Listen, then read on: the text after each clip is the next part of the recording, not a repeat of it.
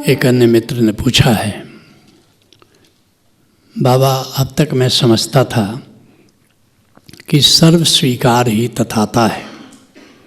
कल आपने बताया कि अंतर आकाश का बोध तथाता है। कृपया इसे समझाने की अनुकंपा करें। एक है स्वीकार, उसको कहते हैं तथाता भाव, और एक है तथाता। तथाता भाव और तथाता में अंतर है। स्वीकार प्रज्ञा के तल पर, समझ के तल पर, विवेक के तल पर स्वीकार घटित होता है। स्वीकार का संबंध घटनाओं से, प्रतिकूल घटना से, प्रतिकूल परिस्थिति से तुमने प्रज्ञापूर्वक स्वीकार किया कि यह जीवन क्या है, निर्झर है, मस्ती ही इसका पानी है, सुख दुख के दोनों तीरों से चल रहा राह मनमानी है। यह जीवन में कभी अनुकूल होगा, कभी प्रतिकूल होगा।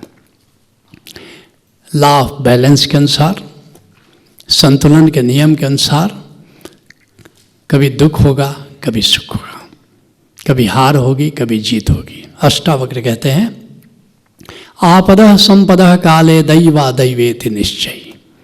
दैव योग से कभी आपदा अर्थात दुख, कभी संपदा, कभी सुख, सब समय पर। आपदा संपदा काले, अपने समय पर संतुलन के नियम के अनुसार कभी दुख होगा, कभी सुख होगा, क्योंकि सृष्टि द्वंदात्मक है। आपदा संपदा काले दैवा दैवेति निश्चयी। दैव योग से अर्थात जैसे तुमने कर्म किए हैं उसके अनुसार तुम्हारा भाग्य निर्मित होता है। उसके अनुसार कभी दुख, कभी सुख, कभी हार, कभी जीत, कभी निंदा, कभी स्तुति, कभी मान, कभी अपमान, ये आते जाते रहते हैं। तृप्तः स्वस्थेन्द्रियो नित्यम न शोचति न कांक्षति। कहते हैं कि मैं अपने भीतर तृप्त रहता हूँ, इसलिए कुछ बुरा हुआ तो शोक नहीं करता, और हमेशा मेरे उद्देश्य के अनुकूल फल मिले ऐसी कोई कामना नहीं करता। तो अगर तुम दुख में, सुख में, मान में, अपमान में अगर ये जानते हो कि कभी अनुकूल होगा, कभी प्रतिकूल होगा, हम अनुकूल का तो आराम से स्वीकार कर लेते हैं, शिकायत नहीं करते। प्रतिकूल के स्वीकार में हमें बड़ी अड़चन होती है। लेकिन इस तथ्य को जानकर कि कभी अनुकूल और कभी प्रतिकूल होगा, ये प्रज्ञा से, समझ के तल से, विवेक के तल से अगर तुमने हंसते हुए अहोभावपूर्वक प्रतिकूल घटना का भी स्वीकार कर लिया तो इसका अर्थ है कि सम्यक स्वीकार घटित हुआ।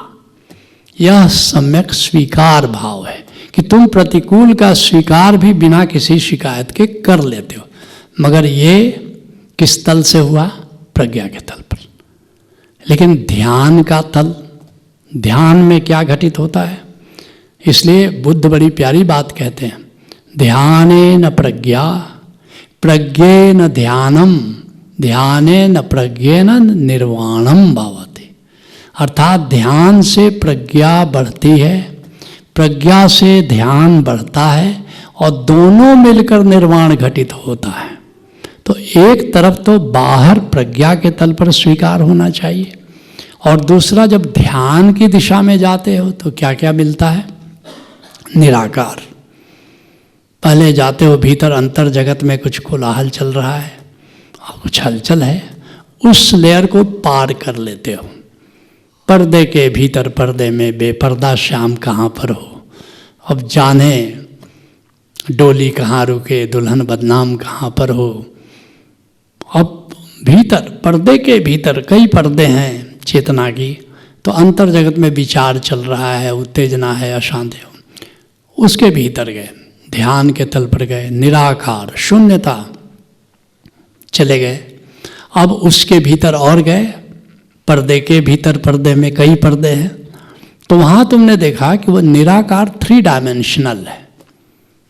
उस शून्यता में गहराई है, जैसे बाहर के आकाश में गहराई है, ऐसे भीतर के आकाश में गहराई है।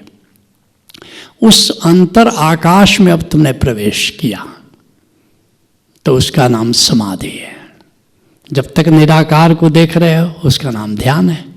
अंतर आकाश में प्रवेश कर गए, केवल बोध है, किसके प्रति बोध है ये भी समाप्त हो गया। अंतर आकाश में तुमने नाद सुना, नूर देखा, जब तक देख रहे हो तब तक समाधि नहीं है। अब तुम वहां मिट गए, जिसके लिए सूफी कहते हैं फना हो गए, मिट गए, केवल बोध बचा, तुम भी नहीं बचे। ज्ञाता और ज्ञेय, जानने वाला कौन है? चैतन्य। जाना जाने वाला कौन है? नाद है, नूर है, अंतर आकाश है, आत्मकण है। अब ज्ञाता ज्ञेय का भेद भी मिट गया, अब समाधि लग गई। इसके भी आगे तुमने जाना कि मैं ये अंतर आकाश मैं ही हूं, मैं ही हूं। ये सब्जेक्टिव कॉन्शसनेस, ये जो चिन्मय अंतर आकाश है, ये आत्मा है और यही मैं हूं।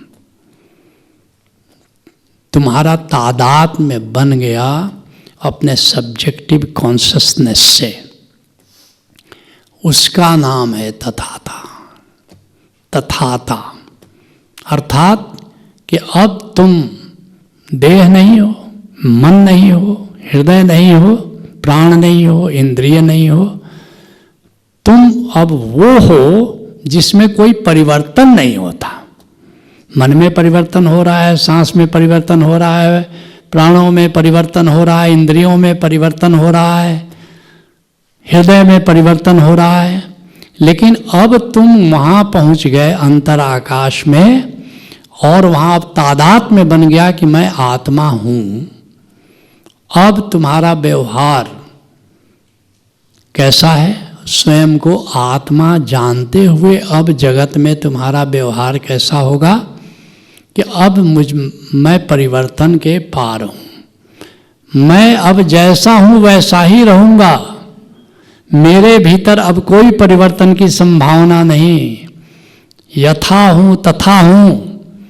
अब बाहर कोई भी हलचल हो, दुख आवे सुख आवे, हार हो जीत हो, सफलता हो असफलता हो, निंदा मिले कि स्तुति मिले, मुझ में अब कोई परिवर्तन होने वाला नहीं। मैं तथाता में जी रहा हूँ। सचनेस जिसको कहते हैं, सचनेस अब जैसा है ठीक है। क्यों? क्योंकि मैं सारे परिवर्तनों के परे हूँ, सारे प्रभावों के मैं परे हूँ। उस स्थिति का नाम तथाता है। अब मुझ में कोई परिवर्तन नहीं है, और जैसे होगा कि मैं परिवर्तनों के पार हूँ, मैं अमृत तत्व हूँ, मैं आत्म तत्व हूँ, बाहर की कोई हवा मुझे डुला नहीं सकती, मैं यथा तथा हूँ। अब बाहर की हर चीज स्वीकार हो जाएगी। स्वीकार इसका परिणाम होगा। पहले स्थिति में क्या करना होता है कि प्रज्ञा के तल पर स्वीकार करना पड़ता है, लेकिन जब तथाता घटित हो जाता है तो समझ क्या हथियार प्रयोग करने की जरूरत नहीं है, सहज ही स्वीकार घटित हो जाता है। इसलिए गौतम बुद्ध को क्या कहा गया? तथागत। अब बाहर की कोई चीज उन्हें प्रभावित नहीं करती है, बाहर कुछ भी घटित होता है वे डामाडोल नहीं होते, अडोल रहते हैं। वह अडोलपन तथाता का परिणाम है, वह स्वीकार भाव तथाता का परिणाम है। तथाता भाव ऑब्जेक्टिव तल पर होता है, स्वीकार ऑब्जेक्टिव तल पर होता है, जबकि तथाता सब्जेक्टिव तल पर होता है। आत्मा के तल पर तथाता घटित होता है और मन के तल पर स्वीकार भाव घटित होता है। ये स्वीकार और तथाता में अंतर है।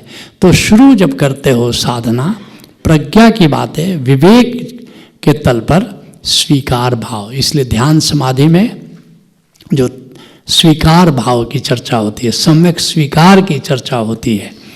लेकिन जैसे जैसे आगे बढ़ते हो, जब अमृत समाधि में आते हो, तो वहाँ पर तथाता योग वहाँ शुरू होता है। अब तुमने अमृत को जान लिया, अब तथाता में जियो, तथाता में रहो और सब्जेक्टिव कॉन्शसनेस के तल पर जीते हुए जगत के प्रति अडोल रहो। जगत में रहते हुए भी जगत के पार रहो। जैसे कमल का पत्ता जल में रहते हुए भी जल से मुक्त होता है। जब तुम तथाता में जीना शुरू करते हो, तथागत हो जाते हो, तो तुम संसार में रहते हुए भी संसार से प्रभावित तुम्हारा जीवन नहीं होता। इस स्थिति का नाम तथाता है। चलो इस सत्र को ही विराम देते हैं। हरि ओम तत्सत।